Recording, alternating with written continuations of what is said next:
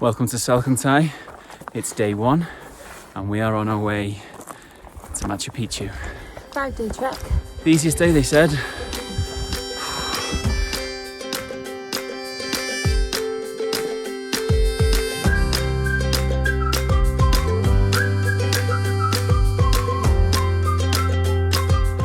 We're on our way to 4,250 meters.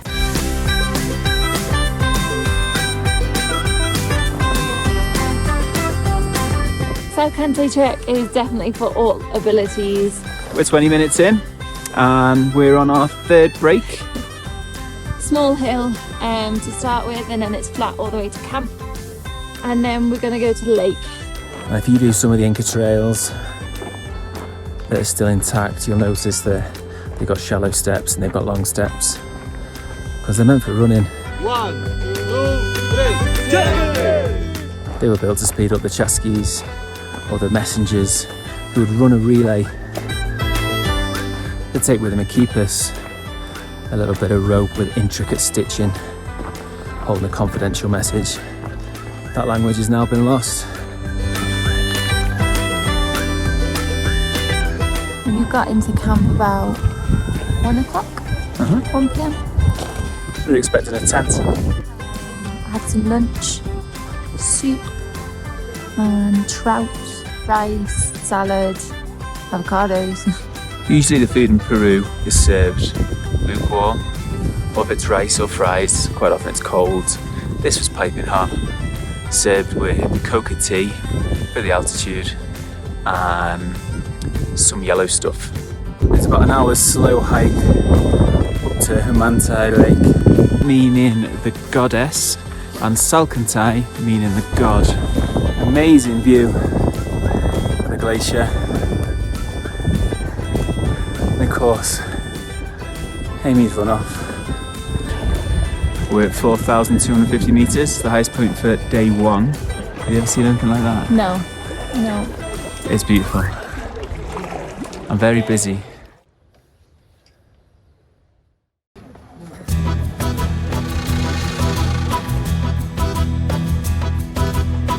The guides have showed us the medicinal properties of some of the plants around here. Pachamama, no? Pachamama is the mother earth. 2nd day, toughest day. Highest, hardest, longest. And it does feel like it, although our headaches are gone, I feel like we've acclimatised pretty well. You can rent a horse on the 2nd day just to get to the pass. $120. We go up 7 snakes. First stop is the Salkantay Pass. A lot of freedom on this hike. The guides are front and back, but you get a little briefing every morning, you know when to stop. And then we go to our 2nd stop, have a little break, and then we go up the Gringo Killer. Gringo Killer? Name a Gringo. Which is up to Salkantay Pass, which is the highest point on this trek. Everything else is flat or downhill all the way to Machu Picchu. Salkantay Pass is pinned between Salkantay Glacier and Umantay mountaintop. As such, it's sacred. It's sacred because it's the water source for all of the local communities around here. And it's tradition to give an offering of a coca leaf buried underneath a stone cairn. You give it with your wishes and you let out any bad feeling. And a drink of chicha. Chicha de cora is a corn. The corn, we let it ferment, no? There's not a lot of chicha around here. So a bottle of pisco gets passed around to seal the deal.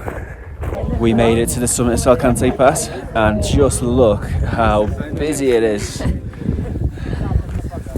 Guide said an hour, it was about 20 minutes.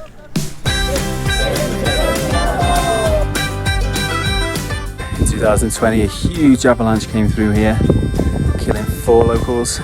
Only 200 people as part of the guided tours pass through Salkantay Pass every day. So the number's small, they just all happen to do it at the same time. So it feels like there's a lot of people up here. But in reality it's not. You could always do it earlier in the day later at night. Pretty confident as long as you could get here, you could do this trek yourself without a guide. Our guides have been excellent so far, stopping to tell us about the flora and the fauna, about tradition and about the history. Pretty impressed. It's on the menu. Probably one of these animals. Half an hour after lunch, you get to the jungle and it's beautiful, really humid, hot. Bugs are back. Steak today. The cow fear is still real. Tonight it's an igloo of sorts. But there's hot showers. 10 salt. 10 salt to pay for a hot shower. Shower's hot. You've asked her. Oh no, just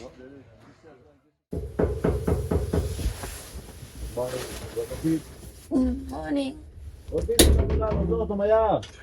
Uno mío está ahí. Acá y acá. Hola, buenos días.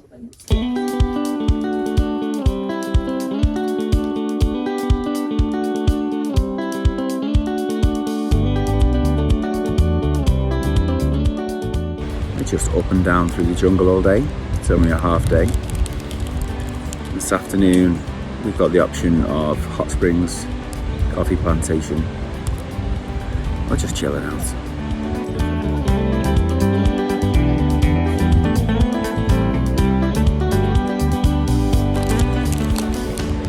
£4.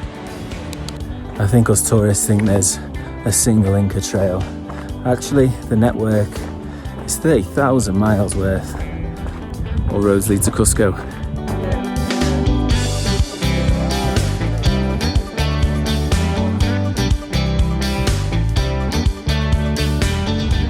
Tonight it's a tent.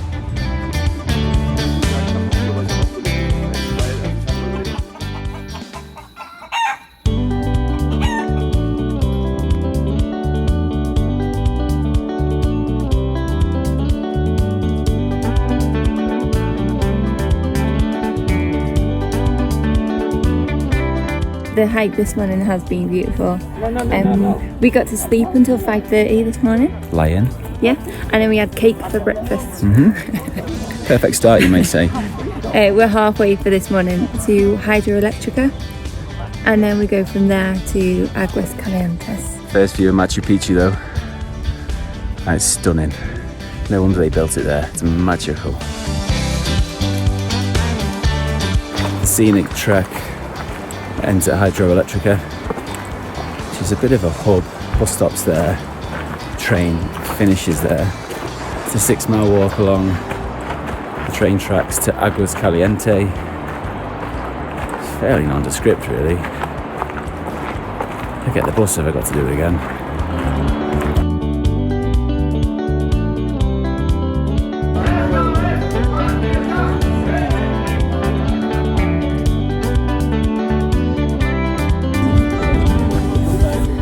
Welcome to Scotland. Our recommendation would be to not buy the extra mountain climbs if you are not 100% wanting to do it. Most of the city, you have to do a different circuit. There's 4 circuits in Machu Picchu, and you only get to see that portion of the city.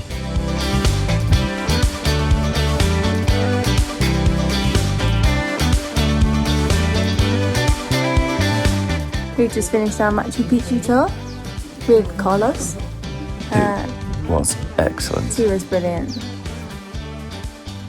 We paid £290 each for a 5-day trek, and our guides did an immaculate job. Though the itinerary is a little chaotic at times, particularly towards the end, you won't finish with the same group. Some had paid as little as £200, so shop around and haggle. Whether guided or alone, a stunning trek for your list.